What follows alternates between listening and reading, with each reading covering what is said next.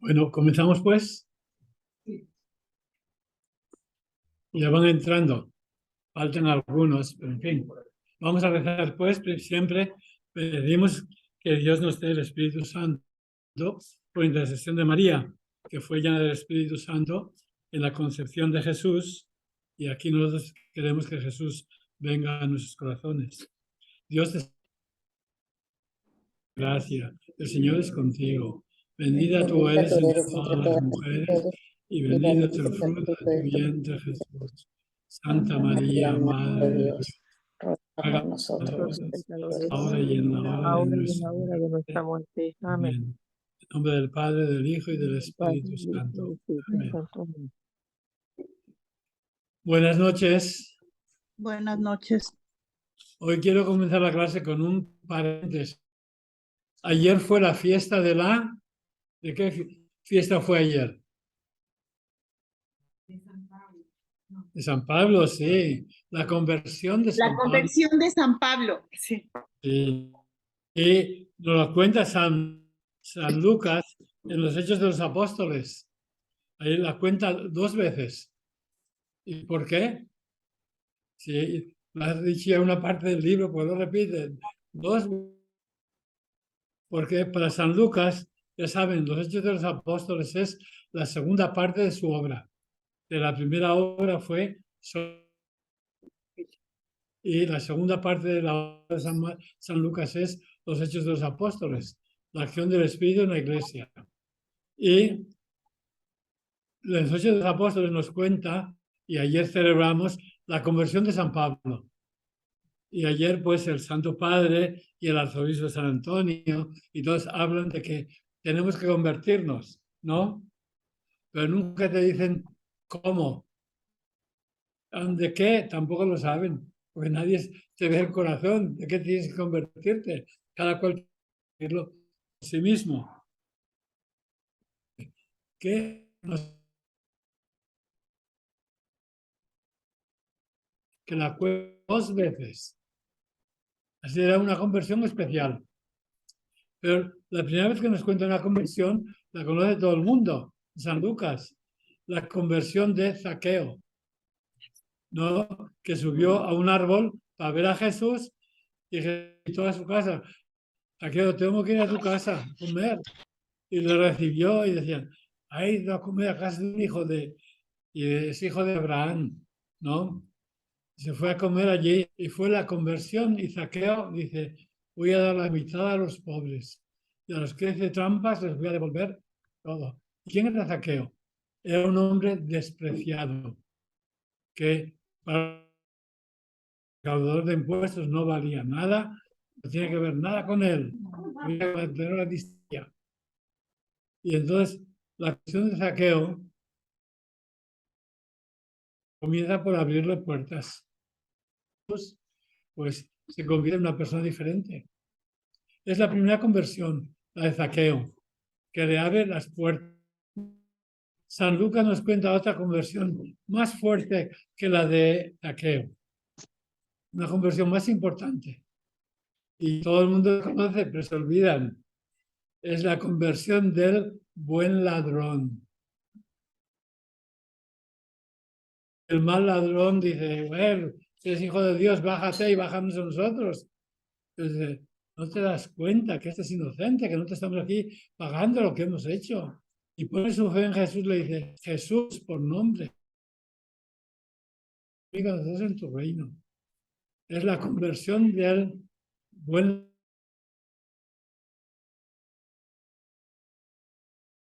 Yo también tenía, más que fe, tenía deseo de ver a Jesús, ¿no? Entonces la fe y un deseo. Y la tercera conversión es la de San Pablo. Y se parece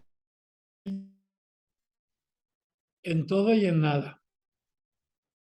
Porque San Pablo dice que iba persiguiendo a los cristianos. Pues normalmente los pintores cuentan a San Pablo que se cae de un caballo, pero San Lucas no dice que iba a caballo, iba caminando a Damasco, ¿no? Iba caminando y en medio del camino una luz le sorprendió. Saulo, Saulo, ¿por qué me persigues? Y entonces San Pablo estaba persiguiendo y se da cuenta de que Jesús está vivo en los cristianos. Por eso más tarde en sus cartas San Pablo dirá, ya no vivo yo, sino que Cristo vive en mí. Y todos los que hemos sido bautizados, Cristo ha comenzado a vivir en nosotros. Es la gran visión de San Pablo. Allí en el camino de Damasco, se da cuenta no solamente que Jesús está en aquellos que él perseguía, pero fíjense, cuando iba persiguiendo, ¿qué es lo que cambió? Lo que hizo cambiar a San Pablo. No lo dice directamente, solamente que se dio cuenta que estaba persiguiendo a Jesús. Pero, ¿cómo es que le llegó tan profundo al corazón a San Pablo? Antes nos cuenta San Lucas otra historia, que Saulo. Y no es conversión allí, pero ya comienza la conversión de San Pablo. Comenzó en el martirio de San Esteban, que cuando dice que iban a crearlo, pues iban a tirar las piedras, pusieron sus vestidos a los pies de un joven llamado Saulo. Y San Pablo pudo ver con miedo, invocando a Jesús, Padre, perdónalos, como Jesús ha dicho, muere como Jesús. Y San Pablo vio eso. Y no nos dice cómo le afectó, porque él continuó persiguiendo a los cristianos. Pero después va a Damasco a arrestar a cristianos y él tiene que estar pensando, ¿cómo es que esta gente sigue a Jesús y no le tienen miedo a la muerte ni a nada? Los ojos a Pablo. Es abrirle los ojos al ver el valor morían y por qué morían. Cuentan las historias que muchos de los mártires pues lograban la conversión del verdugo. Ver cómo comía. Y una de las historias nos cuenta, si alguno de ustedes, no, sí, aquí sí, pues hay la prisión, sí, usted, hay la prisión mamertina, donde dicen que estuvo San Pedro antes de ser llevado al martirio. Y hay que bajar por una escalera, porque era un sótano profundo. Y allí nos cuenta la historia, hay una fuente. Dice que San Pedro convirtió a los dos guardias que estaban atados a él, para que no se escapara. Estaba atado con una cadena a dos guardias y él los convirtió y querían bautizarse. Dice que San Pedro hizo un milagro y salió de una fuente en medio de la prisión y allí los bautizó, que se llamaban Proceso y Martiniano, dados que tenían prisionero a San Pedro. Y allí, pues, ellos ven que San Pedro no tiene miedo a la muerte y les habla de Jesús y se convierten. Y la manera de morir de los cristianos y también la manera de vivir, miren cómo se aman. Eso hacía que mucha gente se uniera a la iglesia. Y también nos cuentan al ver cómo morían, que los cristianos morían sin miedo, con esperanza del futuro, y eso llevaba a veces a los verdugos a convertirse. Y entonces la conversión de San Pablo ve morir a Esteban y va a arrestar a gente. Está pensando, ¿cómo es que esta gente? Pues él iba a torturarlos, dice, y no tenían miedo. Y por fin Dios le toca el corazón y se convierte. Pero fíjense, las conversiones, Zaqueo se convirtió porque quería ver a Jesús, aunque era despreciado. Jesús lo convirtió. No es que Zaqueo se convirtió, Jesús lo convirtió, porque Jesús fue a su casa. ¿Cómo es que ha venido a mi casa? ¿No sabe quién soy yo? Yo soy un ladrón, etcétera. Y Zaqueo iba haciendo examen de conciencia y por fin se levantó y doy a la mitad a los pobres. Entonces, Zaqueo se convirtió. A los otros, Jesús los convirtió. Bueno, el mártir, San Esteban. Profeso y Martiniano eran los guardias que estaban cuidando A San Pedro. A San Pedro. Sí, según la leyenda. Y que San Pedro sacó una fuente allí y allí los bautizó. Y murieron todos mártires. Pero se convertía la gente al ver cómo se amaban los cristianos. Y después cómo morían, que no tenían miedo a la muerte. Y eso provocaba conversiones. Y nosotros, pues, tenemos que convertirnos. ¿Y qué es lo que nos va a mover a convertirnos? Ver cómo viven los santos, la gente buena, y cómo mueren los santos. Eso tiene que tocarnos el corazón, que queremos ser y vivir como ellos, que el Señor nos tiene que convertir a nosotros. Y entonces, pues, eso tenemos las conversiones, ¿no? Y para que te conviertas, tienes que mirar cómo viven la vida cristiana los otros. San Pablo dice, cuando escribe a Timoteo y a Tito, hoy la fiesta, ¿no? Sean imitadores míos, como yo soy de Jesús. Imiten a los que viven como yo. ¿Ve? Nosotros nos fijamos siempre como excusa en las faltas de los otros. Ah, tú mientes, también los demás mienten, ese roba, también los demás roban. Nos fijamos en el mal que hacen. Y el cristiano es uno que se fija en el bien que hace. Y el fijarse en el bien que hacen es una llamada a que tú te conviertas. ¿Cómo puedes mejorar? ¿Cómo puedes cambiar? Aprender de los ejemplos de los demás. Eso era la fiesta de ayer, ¿no? Y estuve pensando, pues, al leer, ¿por qué nos contó dos veces San Pablo, la conversión? Pues San Pablo había sido perseguidor de los cristianos. Y había tantos perseguidores que se iban convirtiendo. Y San Pablo es modelo, ¿no? Que el haber sido malo no te condena para siempre. ¿Ve? Y San Pablo nunca olvidó que había sido perseguidor. Los demás se olvidaron de que había perseguido a la iglesia y se había convertido en el gran apóstol. Miraban el presente, que era un gran apóstol. Solamente San Pablo recordaba sus propios pecados, que yo perseguía a la iglesia y por eso tengo que trabajar tanto o más que los otros apóstoles. En nuestro mundo, nadie quiere fijarse en sus propios pecados y fijarse en los de los demás. Tenemos que fijarnos en nuestras propias faltas, y mirar las virtudes, el bien de los demás. Eso siempre, ¿ok? Para la conversión. Así San Pablo nunca se olvidó que había perseguido a la iglesia y pues tenía que trabajar tanto. Los demás se olvidaron que había sido perseguidor. Es que ahora es un gran apóstol. Miraban al presente y al bien. Los malos miran al pasado y al pecado. Nosotros tenemos que mirar al presente y al bien de las personas que nos rodean. Porque nuestro mundo se dedica siempre a recordar los pecados del pasado. ¿Ve? Dios nunca se olvida sus promesas.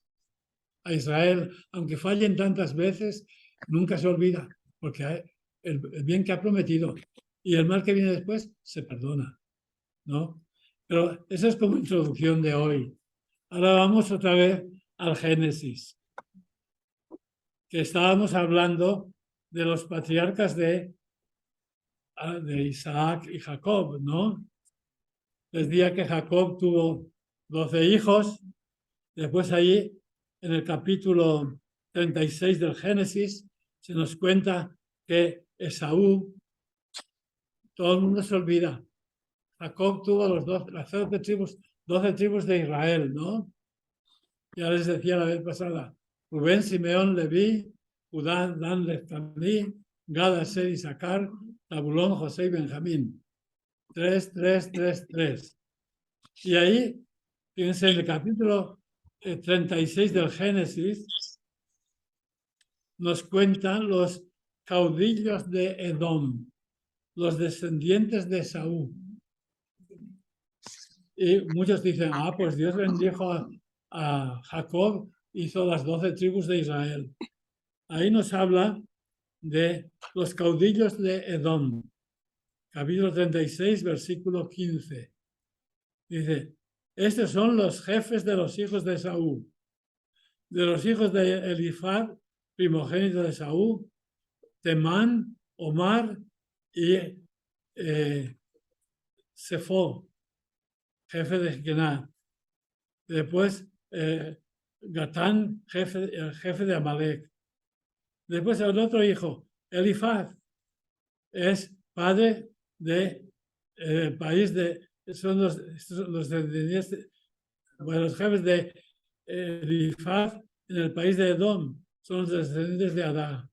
Los hijos de Reuel, hijo de Esaú, fueron Nahat, Serat y Samá. Los tres, y al final pues añade dos más.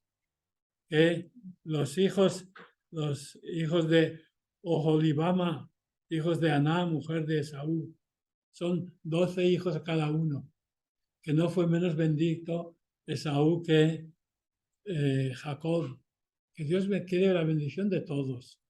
Y el pecado de Esaú, que vendió la primogenitura, no lo castiga en sus hijos, le da 12 hijos, como a Jacob. Pero el pecado de los padres, ¿pasa o no? Tenemos la historia de José, comenzando en el capítulo 37, que ya hablaba la vez pasada, que ustedes conocen muy bien. Ya sabe que José era hijo de Raquel, ¿no? Las dos esposas de Jacob fueron Lía y Raquel. Y quería mucho a Raquel, que era más guapa. Pero Raquel no tenía hijos. Y por fin, al final, Raquel tuvo dos hijos, José y Benjamín, ¿no? Pero José, pues, era el primer hijo de Raquel y Jacob lo quería mucho, como había querido a su madre.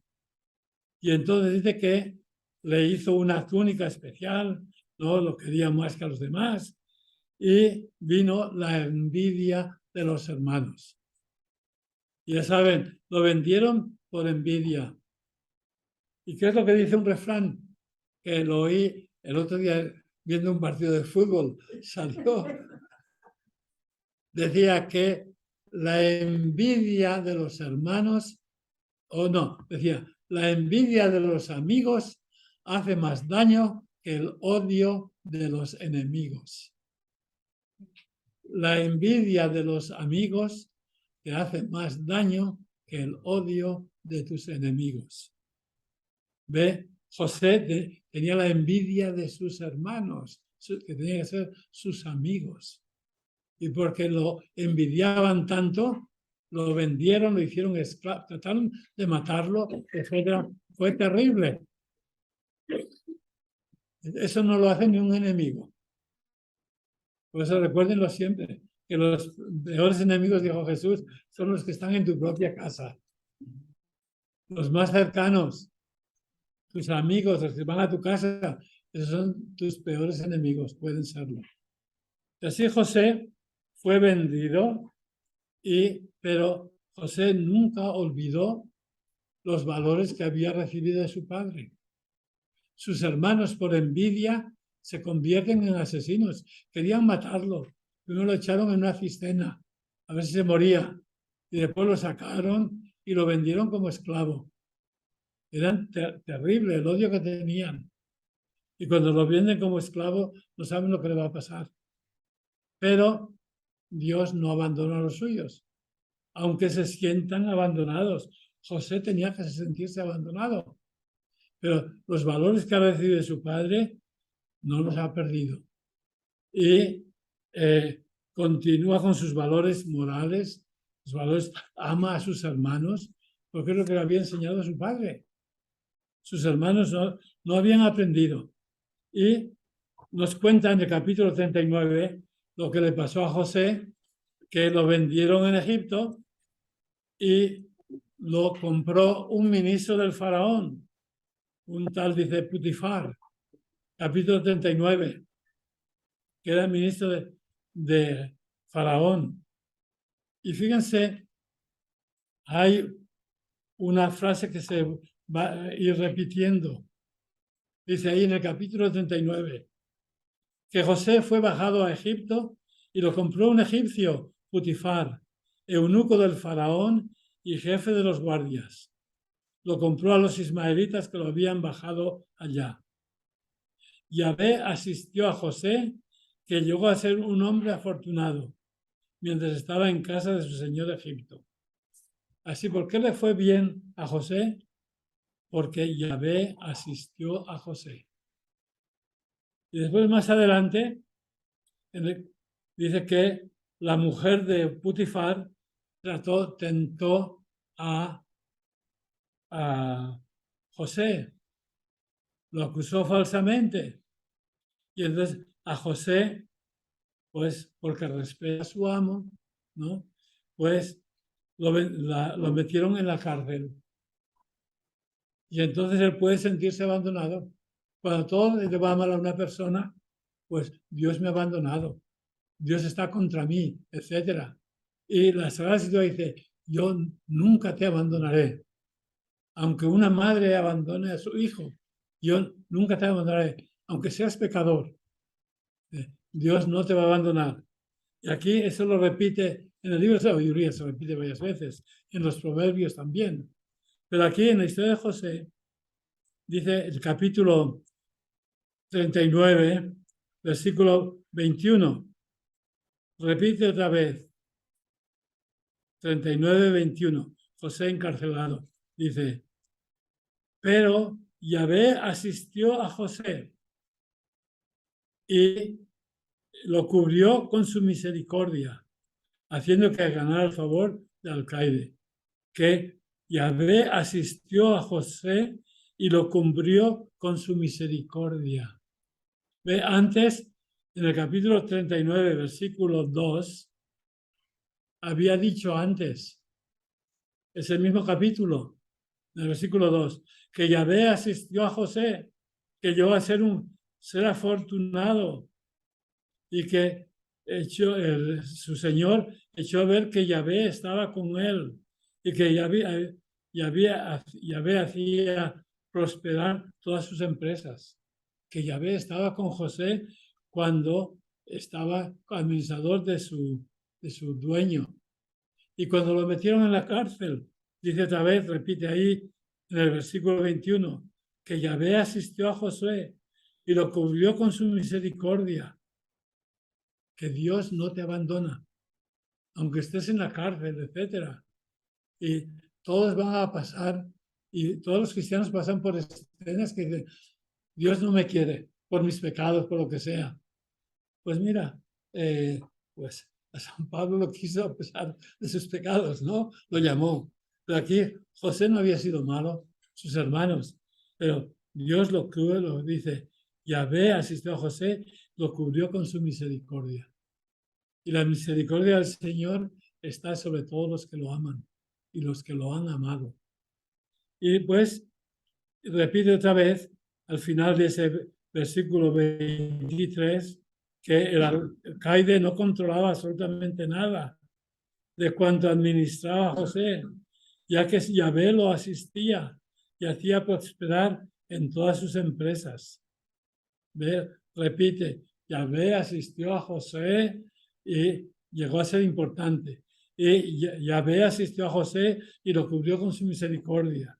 Y otra vez, y Yahvé lo asistía y lo hacía prosperar en sus empresas.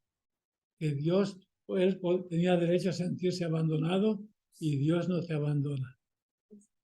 Y todos pasamos por esas situaciones que algunos jóvenes dicen, nobody loves me. Decimos, no, Jesús te ama. Pero no ve. Y entonces, ¿quién le va a probar que a un joven que Jesús lo ama? Tú. Cuando tú te encuentres con él y te diga eso, te toca mostrarle que tú lo amas y que tú eres el canal de amor de Dios para él. Pero ve, cuando uno se encuentra en una nueva atmósfera, José había salido de su tierra, está en Egipto y primero todo le iba bien, después todo le va mal y Dios no te abandona en medio de todos los problemas. Dios está contigo con tal de que tú estés con Dios. Tan importante, ¿no? Cuenta esos sueños de Josué, los antiguos creían en sueños, porque hasta en el Nuevo Testamento, San José, cuando tiene un problema, ¿qué hace? Se echa una siesta. El Señor le vino a José y le dijo en sueños a José, no tengas miedo de tomar a María por tu esposa. Y se despertó del sueño y la tomó por esposa. Y después un ángel del Señor le dijo en sueños, toma al niño de su madre y vete a Egipto. Y se levantó del sueño, tomó al niño de su madre, se fue a Egipto. Y estaba en Egipto. Y el Señor en un sueño le dijo, toma al hijo de tu madre, al hijo de tu madre y voy a la tierra. Y se despertó del sueño. Dios habla en sueños. Y en los profetas también. Dice que Dios les hablaba en sueños. Y les decía que el día de Navidad celebramos la misa de medianoche porque dice que la palabra de Dios vino al medio de la noche en un sueño, le viene al profeta. Que cuando no puedes dormir, ponte a rezar el rosario y Dios te da buenas ideas. Cuando no sepas qué tienes que hacer, no pienses demasiado. A veces pensamos demasiado y rezamos poco. Entonces, hay que rezar más.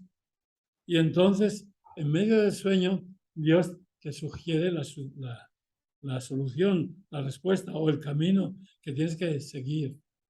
Y en los profetas, Miqueas, Isaías también dice que los ricos no pueden dormir porque andan viendo cómo hacer trampas, cómo aumentar el peso, las medidas, cómo disminuir, etcétera. Dice, ellos no duermen y Dios dice, yo tampoco duermo, pues estoy pensando cómo los voy a castigar. Entonces, si tú no puedes dormir, mira a ver por qué. Si es por tus problemas, reza y vete a dormir. Si es porque estás pensando mal en lo que te han hecho y en otras cosas, olvídalo. A mí me está yendo mal entonces, porque yo me acuesto cuando estoy enojada y sueño peor. Necesito rezar primero. ¿Han oído eso? A Lupita. Que cuando está enojada se acuesta y sale peor. No.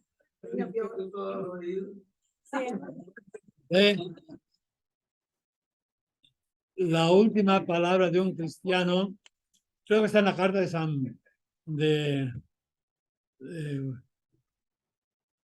quién es? Que dice que antes de ir a dormir pide perdón y perdona. Que la última cosa que tenemos que hacer es pedir perdón a Dios y perdonar, que nadie vaya a dormir enojado con su hermano.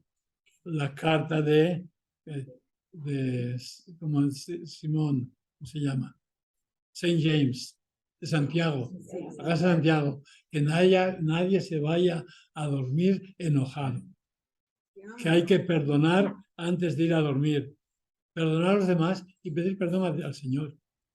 Porque antiguamente, recuerden, mucha gente moría durmiendo en la cama. Nadie sabía por qué. En España ya lo sabíamos, ¿no? Porque en España tenemos ese refrán que dice, de grandes cenas, sepulturas llenas. Que cuando uno tenía una cena grande, cenaba mucho, comía, le daba un ataque al corazón y moría. No, hay que cenar poco. Por eso decían, sí. Ahí que nos cuenta, Gaby. A ver, alguien. Ahí. Espérame. Espera. ¿Puede prender su micrófono, por favor? Gaby, Eduardo, Sí. ¿el micrófono? Sí, ya. Que en México el refrán es, de limpios y dragones están llenos los panteones. Sí, Dragones. sí es cierto. Ah, bien. ¿De qué? ¿De qué? De dragones están de llenos los... de Sí, limpios. sí, ¿Por qué de limpios? porque cuando uno está enfermo, padre, a veces de gripa, le dicen, no te bañes porque es mejor no bañarte. Y dice, no, sí me baño. Entonces así decían, de limpios y dragones están llenos los panteones. Bueno, los españoles no se bañaban, es lo que decían. Y en España era de grandes cenas, sepulturas llenas. Pero ven, aquí el perdón que José sabe perdonar a todos. Y después cuando lleguen sus hermanos va a ser cómo los perdona, ¿no? Porque para los judíos, ojo por ojo, diente por diente. Para los judíos era muy difícil perdonar, aunque ya hubo algunos rabinos poco antes de Jesús que hablaban del perdón tanto como el Evangelio. Que hay que perdonar a tus enemigos y aunque te vuelvan a hacer el mal, perdónalos de nuevo. Eso no es característica del cristiano. Había rabinos que habían dicho eso, que había que perdonar a los enemigos. El libro del Deuteronomio también decía que si encuentras el burro de tu enemigo que se ha caído, ayúdale a levantarlo. Y si encuentras el otro animal perdido de tu enemigo, llévaselo. Que había que hacer el bien a los enemigos. Ya estaba en el Deuteronomio. Pero hubo rabinos antes del tiempo de Jesús que hablaban de amar y perdonar a tu enemigo. Y si se más enoja, perdónale más todavía. Pero muchos creen que el perdonar es una cosa cristiana. No era tan nuevo. Pero allá José es presentado como el modelo de perdón. Si haces bien, te va bien. Sí, claro. ¿Ve? Y pues nos cuenta cómo la historia, cómo Dios va protegiendo al que ha sido fiel a Dios, aunque todo le va saliendo mal. Dios está con él, aunque él no lo sepa. Y eso pasa a muchas personas que llegan problemas y creen que Dios no está contigo. Jesús ya lo dijo, estaré siempre con ustedes, ¿no? ¿Y por qué le iba tan bien a José y a Jacob y a todos, a los patriarcas? Porque Dios estaba con ellos.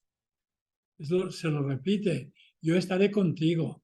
Y se va a citar con el rey con Abimelech, y dice que Dios bendice a Jacob como había bendecido a Abraham, que Dios le está acompañando a los suyos. Y esa compañía de Dios con los suyos en el Nuevo Testamento es: yo estaré con ustedes. Y Jacob y todos esos, ¿por qué iba todo tan bien? Porque Dios estaba con ellos. Y sin Dios no hubieran podido hacer nada. Jesús lo puso de otro modo. Yo soy la vid, ustedes los sarmientos. Y sin mí no pueden producir fruto. Que todos dependemos de Jesús, mucho más que Israel dependía de su Dios. Porque para Israel Dios era un Dios que estaba lejos. Para nosotros Jesús es el Dios que está cerca, que ha venido a estar con nosotros. Y entonces, cuando estás en medio de problemas, todo eso, Dios está, la misericordia de Dios te está acompañando. Y esas historias del Antiguo Testamento, que se repiten en los Proverbios también, que Dios está con el justo, es una constante del poder de Dios que nos acompaña en todo, ¿no? Y entonces continúa, pues, ya saben la historia del faraón que tuvo sueños, primero los cortesanos, ¿no? Y el copero y el panadero del faraón tuvieron sueños y al copero le dijo: el faraón te va a volver de vuelta y tú le vas a servir vino. Y al panadero le dijo: el faraón te va a colgar y vas a morir en 3 días. Y después el que tuvo sueños es el faraón. Por eso los judíos creían que los sueños que venían, en un sueño te vienen ideas y cosas. ¿Y de dónde vienen? Pues si son buenos, vienen de Dios. Los sueños malos hay que ignorarlos. Y entonces, pues, el faraón tuvo sueños. Y es la providencia de Dios para salvar a su pueblo. y es a ayudar a los profetas y a todos a través de sueños. Es el poder de Dios que no entendemos. Los sueños no entendemos. Y el poder de Dios es algo efectivo que trabaja en nosotros aunque no lo entendamos. Y muchas veces porque no entendemos, no creemos. Si no lo veo, no lo creo. Pues entonces, aunque no lo vea, lo creo. Porque hay que amar, aunque no lo veas, el bien, ¿no? A tu hermano, todos. Y ya saben la historia de que el faraón vio 7 vacas gordas y 7 vacas flacas. Y eran 7 años de abundancia y 7 años de carestía. Y pues José le dijo al faraón, tienes que escoger a alguien que sea sabio y todo, para que administre todo, porque vas a tener mucha abundancia. Y el faraón dijo, ¿quién más sabio que tú? Y lo hizo primer ministro, ¿no? Enseguida, pues, José llega a ser primer ministro del faraón y lo tiene y hasta le cambió el nombre. En el capítulo 41, versículo 45. 44 dice ahí, 41, 44. Dijo el faraón a José, yo el faraón, sin tu licencia, no levantará nadie la mano ni pie en todo Egipto. Nadie puede hacer nada sin tu licencia. Y el faraón llamó a José Safnat Paneah y le dio por mujer a Asnat, hija de Potifera, sacerdote de On. ¿No? Le cambió el nombre. Le dice, vas a ser una nueva persona. Hasta ahora eras un esclavo, habías estado en la cárcel. Ahora vas a ser primer ministro, vas a ser una persona nueva con un nombre nuevo. ¿Ve? Y en el Antiguo Testamento, en varios casos, Dios le cambia el nombre a la persona, también en el Nuevo Testamento. A Pedro, a Cefas, tú te llamarás Pedro. Le llama Pedro, ¿no? ¿Por qué? Porque vas a ser una nueva persona. Y en el bautismo había la costumbre de dar un nombre nuevo cuando se bautizaba. ¿Por qué? Porque vas a ser una persona nueva, diferente. Estás rompiendo con el pasado para comenzar una vida nueva. Los que van a la vida religiosa, antiguamente cambiaban de nombre, ¿no? Parte era tomar un nombre nuevo. ¿Por qué? Porque vas a ser una persona diferente de como eras antes. Vas a tener el mismo cuerpo, pero tus valores, tu manera de pensar, tus ideales van a ser diferentes. Y las personas se guían más o deben guiarse más por su futuro que por su pasado. En las lecturas de ayer y hasta de hoy también se nos dice de los santos, ¿no? Que nos llaman a pensar en el futuro, qué es lo que quieres ser, no lo que has sido. Lo que quieres ser es lo que tiene que guiar tu vida. ¿Quieres ser como Cristo? Realmente, a ver cómo guía tu vida. ¿Quieres ser santo? ¿Cómo guía tu vida? ¿O quieres seguir siendo pecador como el pasado? No, no quiero. Antes yo era vengativo, antes yo era esto. Ya no quiero. ¿Por qué? Porque tienes que pensar en el futuro. Y en el futuro es ser como Cristo. Y cada vez estaremos más cerca, pero nunca llegaremos a ser plenamente como Él, ¿no? Y entonces, pues, nos cuenta la historia de José y lo más importante, bueno, cómo prospera tanto y Egipto tiene grandes cosechas y el faraón se hace rico porque la gente tiene, cuando ya no tiene trigo, tiene que ir a comprar y el único que tenía trigo era el faraón, que había guardado durante 7 años todo lo que sobraba. Por eso les decía, antiguamente hubo una monja española, ¿cómo se llamaba?, que hizo la peregrinación a la Tierra Santa en el siglo IV, y dice que fue visitando el monte de la Transfiguración y fue a Egipto, y allí vio los depósitos que José hizo para guardar el trigo. Eran las pirámides de Egipto. Cuando preguntaron, ¿y qué son estos edificios? Creían que las pirámides dentro estaban vacías. Y dice, esos fueron los graneros que hizo José para guardar el trigo. ¿Ve? Cuando vas con los turistas de turismo, tienes que fijarte que lo que te dicen a veces no es verdad. Ya en el siglo IV les inventaban historias. Claro, yo viví en el castillo de Javier, donde nació San Francisco Javier. Estuve allí, ¿no? Y cuando llegaban peregrinos, a nosotros nos tocaba ser guías por el castillo, llevarlos por las torres, por todo. Y cuando te preguntaban algo y no sabías, ¿y esto qué es? Había que decirles, del tiempo del santo. Había un botijo, ¿cómo llaman ustedes? Para guardar agua, Un cántaro. un cántaro. Y había un cántaro allí. ¿Y este cántaro qué es? Del tiempo del santo. Ay, pues será viejo 500 años, ¿no? Y una vez en una habitación había un gato.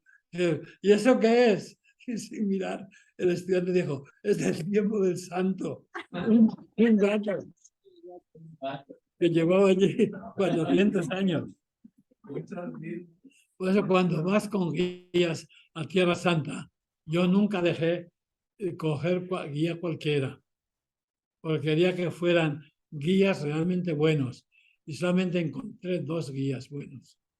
Llevé varias veces y había 2 que eran realmente buenos y sabían lo que decían y por qué decían.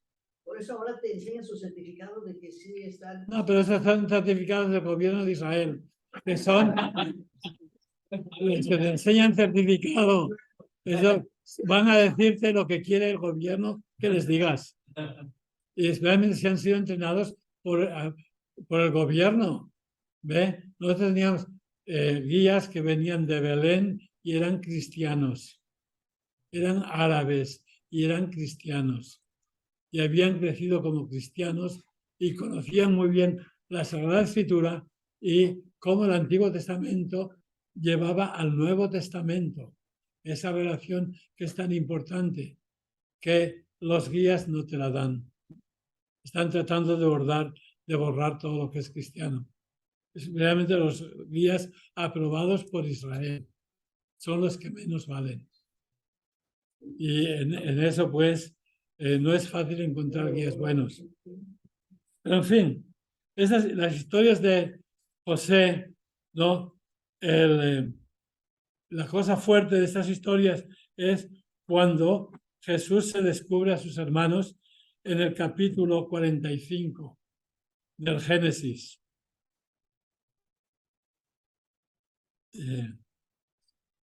Dice que José estaba con sus hermanos y dice que José no podía contenerse porque a su hermano menor, Benjamín, le habían engañado poniendo la copa de José en su saco de trigo. No, porque José los engañaba, que usaba una copa como Aladino, ¿no? Para hacer sus cosas. Usaba cuento José también, ¿no? Y entonces, pues, José puso trampas para ver si realmente sus hermanos amaban a Benjamín como no lo habían amado a él. Y vio que sus hermanos estaban dispuestos a quedarse prisioneros por salvar a Benjamín. Ya saben la historia, ¿no? ¿La saben? No que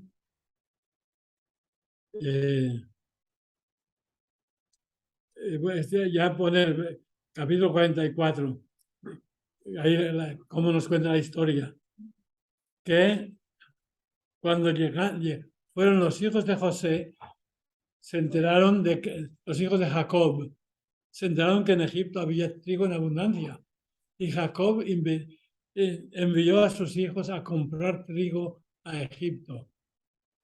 Y dice que en el capítulo 44 que compraron trigo, 12 sacos de trigo. Cada hijo de Jacob compró un saco.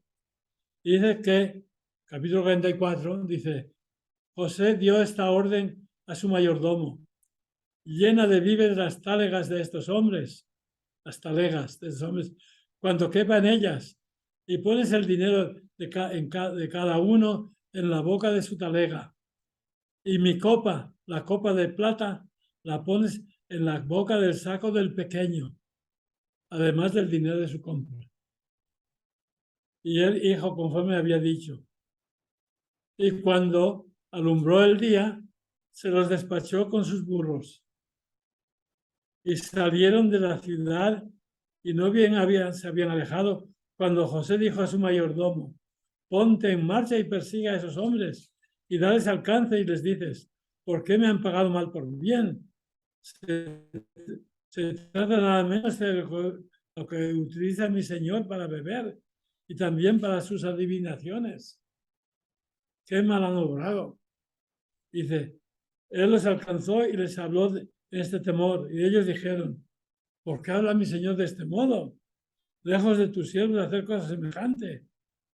Y dice que le dijeron ellos, versículo 9, aquel de tus siervos a quien se encuentre la copa, que muera, y también los demás nos haremos esclavos del Señor.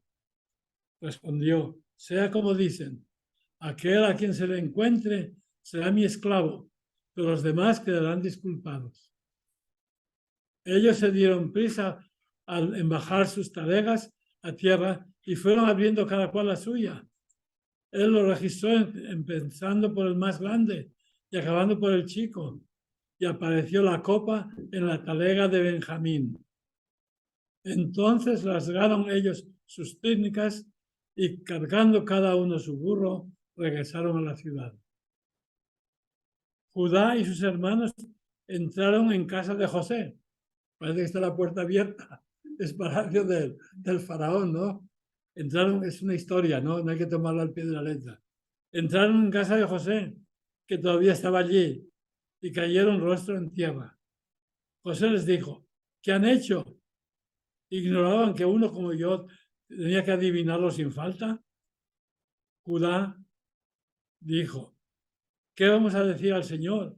¿Qué vamos a hablar? ¿Qué escucha vamos a dar? Dios ha hallado culpables a tus siervos, y aquí nos tienes como esclavos de nuestro Señor, tanto nosotros como aquel en cuyo poder ha aparecido la copa. Replicó José: lejos de mí hacer eso. Aquel a quien le ha hallado la copa, ese será mi esclavo, que los demás subirán sin novedad donde su padre. Entonces está quitando al hermano menor, a Benjamín. Y entonces Judá se le acercó y le dijo: con permiso, Señor, tu siervo va a pronunciar una palabra en mi Señor, y no se encienda tu ira contra tu siervo, pues tú eres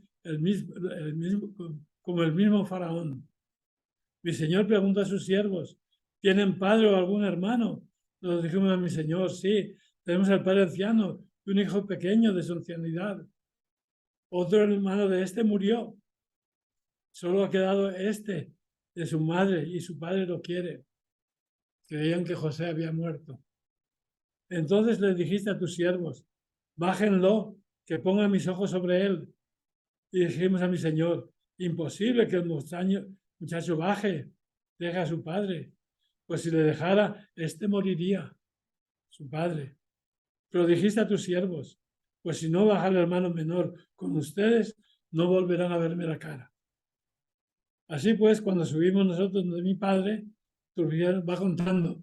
Y cómo, pues, trajeron a Benjamín. Y cómo encontraron la copa. Y entonces, Judá está dispuesto, dice: me quedo yo, déjalo que vaya. Está dispuesto a sacrificar su vida por su hermano. Y José dijo: no. Y entonces, dice en el capítulo 45, que José ya no pudo contenerse delante de todos, porque ve, los hijos de José, los hijos de Jacob no podían mirar a José. Estaba prohibido mirar al faraón y al primer ministro. Tenían que hablar siempre inclinados a tierra. No podían mirar a la cara. Entonces oían su voz y no sabían con quién estaban hablando. Además que, bueno, ya veremos que José les hablaba por medio de un intérprete. Aunque José sabía todo lo que decían, entendía todo, ellos no sabían que José sabía todo. Y dice que José exclamó: echen a todo el mundo de mi lado. Y no quedó nadie con él mientras se daba a conocer José a sus hermanos. Y se echó a llorar a gritos. Y lo oyeron los egipcios. Y lo oyó hasta la casa del faraón. Todo el mundo oyó la llorera. Y José dijo a sus hermanos: yo soy José. ¿Vive aún mi padre?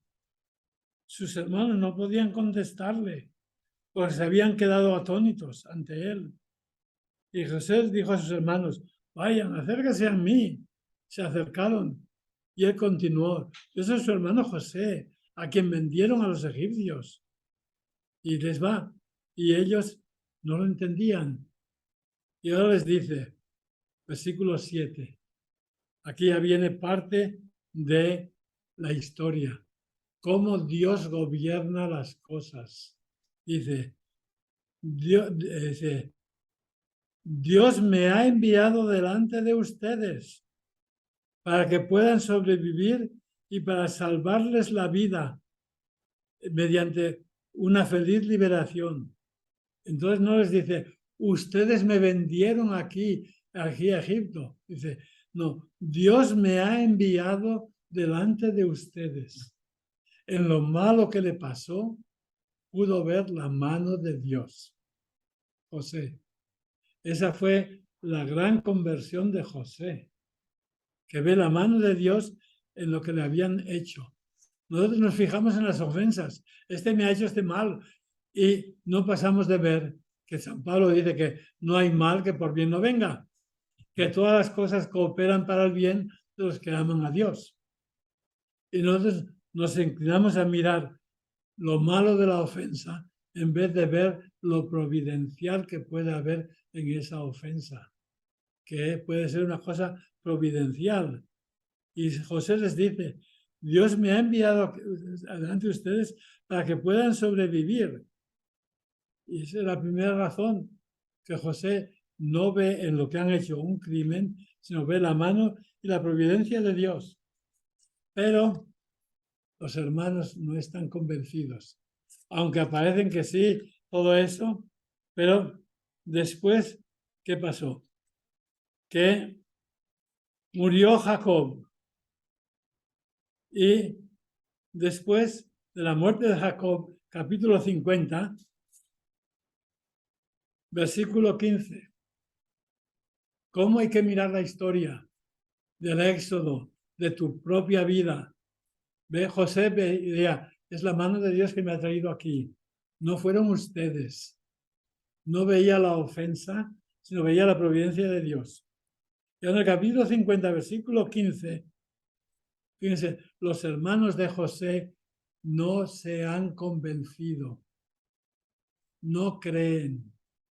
Dice, vinieron, después de que han enterrado a Jacob, dice que el versículo 14 dice que regresó José a Egipto con sus hermanos y con todos cuantos habían subido con él a sepultar a su padre. Fueron hasta Hebrón, hasta Palestina. Y ahora continúa. Vieron los hermanos de José que había muerto su padre y dijeron, a ver si José nos guarda rencor y nos devuelve todo el daño que le hicimos. Por eso mandaron a José este recado. No creen que les haya perdonado. A lo mejor no nos ha perdonado. A lo mejor recuerda todo el mal que cuando yo sí digo, yo te perdono. Sí dice que me ha perdonado, pero no me lo creo. A veces alguien te dice, te perdono, y no te lo crees. Tenemos que creer en el perdón de los enemigos. Pero ve, dice que por eso mandaron a José este recado. Dice, tu padre encargó antes de su muerte. Dice, le dicen, José le dicen sus hermanos a José, Jacob nos encargó antes de morir. Así dirán a José, por favor, perdona el crimen de tus hermanos y su pecado. Cierto que hicieron daño, pero ahora tú perdona el crimen de los siervos del Dios de tu padre. Y José lloró mientras le hablaban, porque veía que no le habían creído cuando les perdonó. Pues están inventando que Jacob dijo que digamos esto, que perdón, etc. Están con su padre y Jacob, y José dice, es mentira. Su padre no les dijo eso, pero porque no creen que les he perdonado, dicen que mi padre pidió que les perdone. ¿Ve? Debemos perdonar, pero es tan difícil creer que un enemigo te ha perdonado. Y el cristiano es el que perdona a los enemigos y cree que sus enemigos le perdonan. Y normalmente es lo más difícil. Decir que perdonamos a los enemigos es fácil. Creer que el enemigo, que forgive and forget, no. No. Entonces fueron entonces sus hermanos personalmente y cayeron delante de él y dijeron, aquí nos tienes, somos tus esclavos. Les contestó José. Ahora viene la razón de toda la historia del Éxodo. Dice, no teman, ¿acaso ocupo yo el puesto de Dios? Aunque ustedes pensaron hacerme daño, Dios lo pensó para bien, para hacer sobrevivir hoy, como hoy ocurre, a un pueblo numeroso. Así que no teman, yo los mantendré a ustedes y sus pequeñuelos, y los consoló y les habló con afecto. ¿Ve? Dice que aunque ustedes pensaron hacerme mal, Dios lo pensó para bien. Que ve, a veces dices, ese enemigo pues me ha hecho esto, estaba pensando hacerme daño, etcétera. Y no pienses en eso. Eso que te ha sucedido, quizá Dios lo está pensando para tu bien. Eso es cómo hay que mirar las cosas. Que los males que te pasan no hay que atribuirlos a la maleza del malhechor, sino a los planes de Dios, que a través de los pecados traen salvación. Y no es a través de tus pecados propios, a través de los pecados y las maldades de los demás, Dios te está salvando a ti. Solamente tú ves el mal que me hace sufrir, ¿no? Por eso dicen que existe, como dicen, el amor serrano, ¿no? Bueno, dicen que a veces los indios en la sierra, el indio le pega a su mujer con el bastón y un hombre está pegando a su mujer y pasó el padre por allí y le dice, pero usted no pega a su mujer. Y la mujer dice, deja de que me pegue porque me quiere. Es amor serrano. Amor apache. Serrano que se muestra a bastonazos, castigando. La carta de Santiago dice, ¿qué padre no castiga a su hijo? Y solamente después el hijo se da cuenta que aquellos castigos eran para su bien. Y ven, nosotros cuando algo malo nos sucede, nos fijamos en lo malo que está sucediendo. Y no queremos pensar que eso es el plan de Dios para nuestro bien, que no hay que pensar en la venganza. Hay que tener fe y amor en Dios y saber perdonar. Porque el saber perdonar es muy difícil. De palabras sí, es fácil decir. Y creer en el perdón también es muy difícil que alguien te haya perdonado. Siempre pensamos, ya, quién sabe. Y aquí, pues, Dios a través del pecado de los hermanos de José, los llevó a José para salvarlos a todos. Y José dice, ven, todo lo que ha pasado ha sido para el bien de todos nosotros, de nuestro pueblo. Y en el pueblo de Israel, cuando salen de Egipto y todos los pecados, pues sí, Dios castiga y perdona, y todo es para ir educándolos, y todo para sacarlos adelante y bien. Y entonces, pues, es cómo mirar los castigos, las cosas que nos pasan, ¿no? Que la mano de Dios está en todo, que no nos limitemos a ver la mano del que nos ofende, que es lo que normalmente nos fijamos. Y el cristiano dice, hay que hacer el bien sin mirar a quién, no, al bien. Y cuando te hacen el mal, no mires, hay un refrán también, que no hay que fijarse en quién te hace el mal, ¿no? Sí, hacer bien sin mirar a quién, sí. Bueno, es la providencia de Dios en la vida de los que sufren. Y eso va a salir en el Nuevo Testamento también, en el perdón de los enemigos. Y lo difícil que es, no solamente el perdonar, sino el creer en el perdón, que alguien te perdona. Es muy difícil, porque el que ha sido enemigo dice sí, pero ser amigo de nuevo no, eso es demasiado. No, fue mi enemigo, me hizo daño, no tengo nada contra él, pero no lo quiero por amigo. Quiero guardar la distancia. Y ve, San Pablo había perseguido a los cristianos y todo, etcétera, y la conversión, los cristianos lo aceptaron y sabían que el que había perseguido a ellos y daban gracias a Dios, daban gloria a Dios. Lo aceptaban como uno de ellos, como amigo, que es lo más difícil al perdonar. Y José acepta a sus hermanos como amigos porque había algo más grande que ellos. Era el amor de Dios por su pueblo. Y en el Nuevo Testamento es el amor de Jesús por nosotros. Y es el amor de Dios el que nos mueve. ¿Ok? Bueno, eso es todo para hoy. Sigan leyendo y vamos a rezar.